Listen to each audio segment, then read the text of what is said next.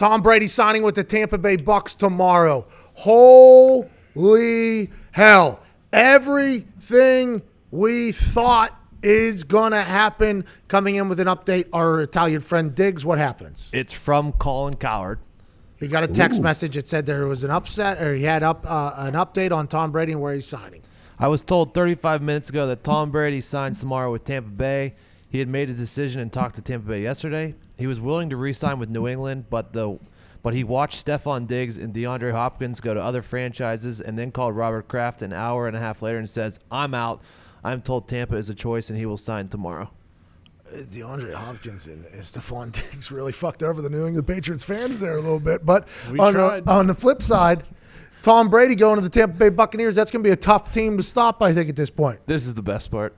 This is not a football source. It's an icon source. And somebody in Tom's stratosphere that knows Tom and who is a famous person. Mark Wahlberg. Ben Affleck? Mark Wahlberg. It's fucking Mark Wahlberg. Marky Mark. Mark Wahlberg's the leak right now, for sure. He's in his stratosphere. It's Mark Wahlberg. Wow. If it is Mark Wahlberg, that'll be amazing. Like, I hope it's Mark Wahlberg. We know how big of a fanboy he is for the New England Patriots and Tom Brady. If Colin Cowherd's sole source for this is Mark Wahlberg. Or Dana White. Ooh. Or Damon White. Dana's not tight with Colin because now the UFC's on ESPN. True. Matt Damon, too. Remember him and Affleck were texting Brady when Affleck was on ESPN a few months ago? Yeah. Well, then remember they went to that chalkboard and they... No, I know Ben Affleck was on the flight with the Bradys with his nanny back when Ben Affleck's whole marriage kind of blew up. What happened? Who was doing what with the what nanny? What'd you just say? AJ. They were rumored that Ben Affleck's nanny was on the flight with Giselle and Tom back in the day when Ben was still married. I don't know if he was separated from his wife or whatever. Oh. But, yeah, Ben Affleck's very tight with Brady, it seems like. Tom Brady's running the getaway jet for No, I don't think Tom and Giselle even knew what was going on.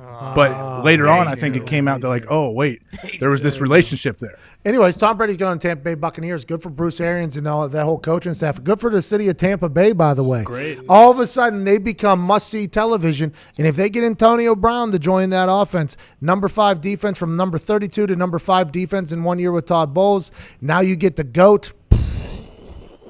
Tampa Bay Buccaneers about to go do some damage down there in the NFC South.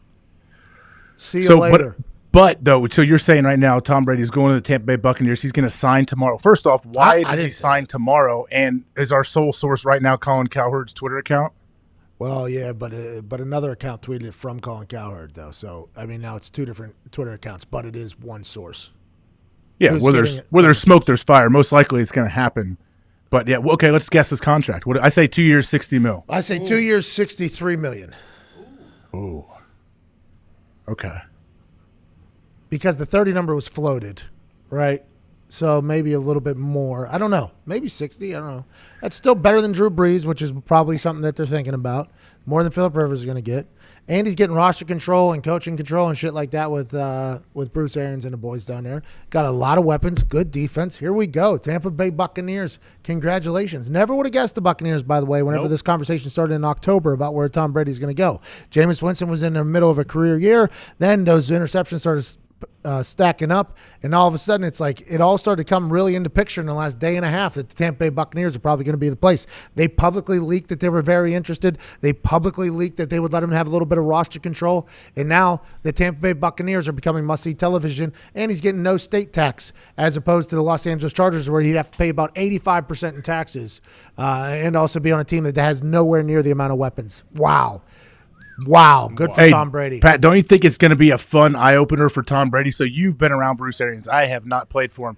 I was reading something earlier where how different Bruce Arians is than Bill Belichick. They said Bruce Arians calls everybody like, hey, babe, like if you walk by, hey, babe, or whatever. Is that what he calls people? Bruce Arians, my favorite Bruce Arians story is it was his first year there, obviously. It was spring ball OTAs. And he always wears the same thing. He has the Kangol hat, and then he has shorts, and he has the whole thing. He came dressed in all black one day. Okay, he had black like knee-high tights, those tight things, those compression sock things. He had black shorts on, black shirt on, a black Kangol hat on, and it was before the team meeting in the morning. And I was like, he sat next to me in the team meetings or whatever, and I was like, in the little lobby area, I was like, Bruce, you wearing all black today? He said, yeah, it's a motherfucking funeral. We killed them defense boys yesterday. And they just walked into the team meeting room, and I had, like, the whole defense was like, this mother. Like, it was just like Bruce talks shit with the defense. Like, Bruce is you feel as if Bruce is just as competitive as you are in games. You know what I mean? Like, there's a time where Bruce was the interim head coach, and we were on our own, like, 24 maybe, and it was 4th and a half yard, and I'm standing next to Bruce, who has to make the decision to punt or not. And I go, you can get a half yard, can't you? And you literally hear him go, yeah, we can get a motherfucking half yard. And then he waves me back or whatever. It's just like with Bruce Arians, like you're riding the wave with, like he is in with you. You know what I mean? He is in with you because he's been there, done that with everything. I think he coached with Bear Bryant at Alabama one point. He coached at Temple. I mean, he has been there, done that with it, and he has a lot of confidence. He has a lot of energy. His players respect him. And the fact now that he has the GOAT, he's going to work with him. I mean, this is a good match. I am excited for those two because Tom, by the way, Tom's an emotional guy too. So now you're talking about the sprint down the field, let's fucking go with Bruce Arians. I mean, that parking lot after games that Bruce Arians puts together, by the way, a tailgate after every game. Like him and him drinks with his wife, all the coaches' wives, everybody, he has drinks out there. Those games are going to be awesome for the Tampa Bay Buccaneers. I'm very excited about this decision.